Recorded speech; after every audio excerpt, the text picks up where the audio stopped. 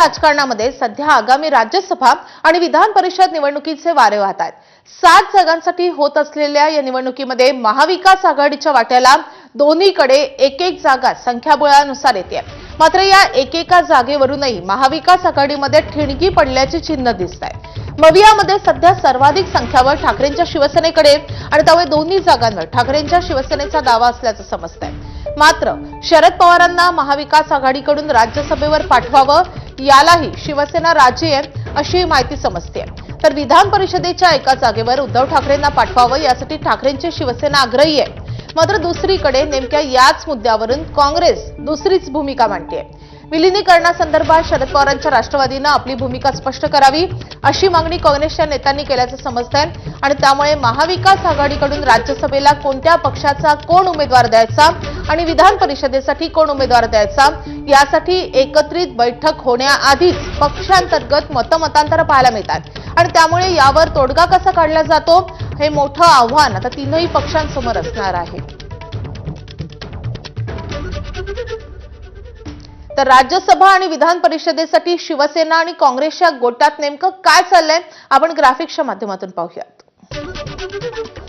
तर मवियात सर्वाधिक संख्याबळ ठाकरेंच्या शिवसेनेकडे आहे आणि त्यामुळे राज्यसभा आणि विधान परिषदेच्या दोन्ही जागांवर ठाकरेंच्या शिवसेनेनं दावा ठोकलाय। तर राज्यसभेसाठी शरद पवार उमेदवार असतील तर पाठिंबा देण्यास शिवसेना राजी आहे। विधान परिषदेसाठी ठाकरेंची शिवसेना आपल्या पक्षाचा उमेदवार देणार असा त्यांचा आग्रह आहे। तर उद्धव ठाकरे यांनी पुन्हा विधान परिषदेत जावं अशी नेत्यांची आग्रही भूमिका आहे। तर काँग्रेसची या संदर्भात काय भूमिका आहे तर विलीनीकरणाबाबत राष्ट्रवादीनं आपली भूमिका जाहीर करावी अशी काँग्रेस नेत्यांची मागणी आहे।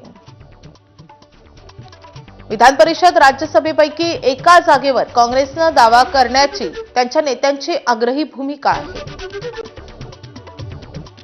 तर राज्यसभा पवारांना आणि विधान परिषद ठाकरेंना देण्यास काँग्रेसच्या गोटात विरोध होतोय। मवियात 16 आमदारांसह दुसऱ्या क्रमांकाचा पक्ष असूनही काँग्रेसच्या हाती काय असा सवाल उपस्थित केला जातोय।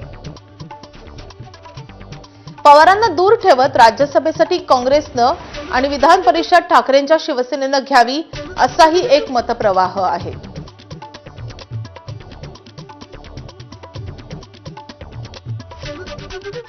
तर राज्यसभा आणि विधान परिषदेसाठी एकत्रित बसून निर्णय घेऊ असं खासदार संजय राऊत यांनी म्हटलंय। मात्र विधान परिषदेवर उद्धव ठाकरेंनीच जावं अशी आग्रही मागणी असल्याचे ते म्हणाले।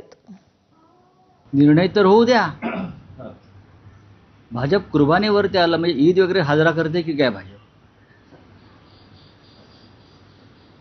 लक्षात घ्या की महाविकास आघाडीची एकच जागा जाईल राज्यसभेसाठी, तेवढं संख्याबळ आमच्याकडे आहे। निर्णय एकमतानंच होणार आहे ना। आदित्य ठाकरे बोलले ते योग्य आहे। शरद पवार या देशाचे मोठे नेते आहेत।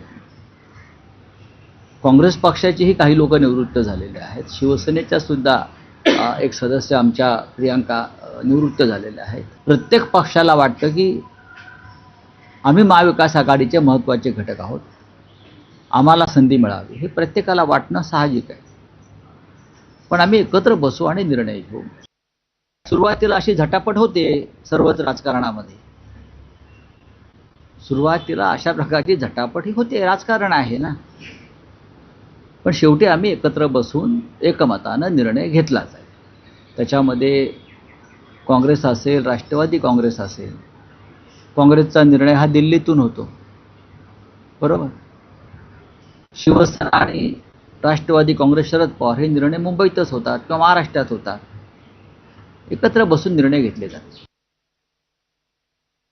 कठीण कशा करता असेल, राज्याचे माजी मुख्यमंत्री आहेत, शिवसेना पक्ष प्रमुख आहेत।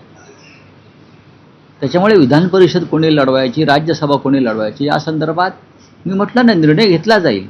राज्यसभेच्या बाबतीमध्ये सुद्धा शरद पवारांसारख्या नेत्याची इच्छा आहे। अशा वेळेला त्यांचा पक्ष काय भूमिका घेतो आहे किंवा ते स्वतः काय उघडपणे भूमिका घेतात त्याच्यावरती बऱ्याच गोष्टींचे निर्णय होतील पुढे। शिवसेनेचं संख्याबळ सगळ्यात जास्त आहे। विधान परिषदेमध्ये माननीय उद्धव ठाकरे यांनी जावं अशी आमच्या सगळ्यांची इच्छा आहे।